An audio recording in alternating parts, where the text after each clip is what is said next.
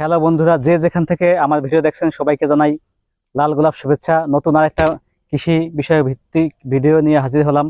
এটা হচ্ছে ড্রাগন বাগান এবং ড্রাগন ফল। তো দেখতে থাকুন, অসংখ্য পরিমাণে ড্রাগন ধরেছে। এই দেখুন, আমি ধরে ধরে দেখাচ্ছি। কিন্তু দুঃখের বিষয়, ড্রাগনগুলো এখনো পাকে নাই।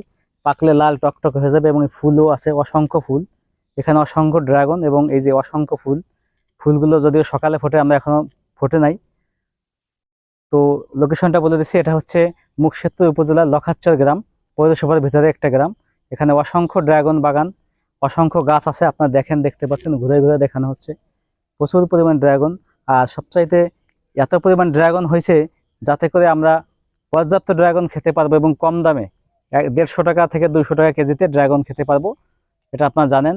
আর বাজারে অলরেডি ড্রাগন উঠে গেছে, বিভিন্ন জায়গায় হয়েছে, কদমপুর হয়েছে, বনগ্রাম হয়েছে, বাটকিমার হয়েছে, কিন্তু আমাদের কাছে কাছে এটা, যার কারণে আমরা এখানে চলে আসছি।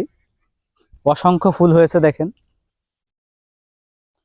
প্রিয় বন্ধুগণ, আমি এই ড্রাগন বাগান আপনাদের ঘুরে ঘুরে দেখানোর চেষ্টা করবো। অসংখ্য ড্রাগন হয়েছে, অসংখ্য অসংখ্য ফল। প্রত্যেক গাছে 2টা 4টে 5টা করে হয়েছে এবং সাইজ অনেক বড় বড় হয়েছে। তো দেখতে থাকুন।